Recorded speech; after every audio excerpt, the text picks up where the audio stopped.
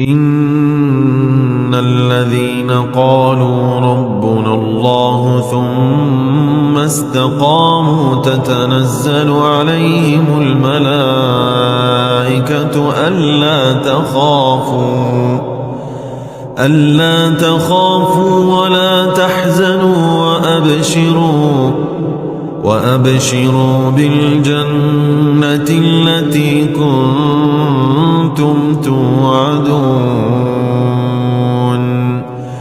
نحن أولياؤكم في الحياة الدنيا وفي الآخرة ولكم فيها ما تشتهي أنفسكم ولكم فيها ما تدعون نزلا من غفور رحيم.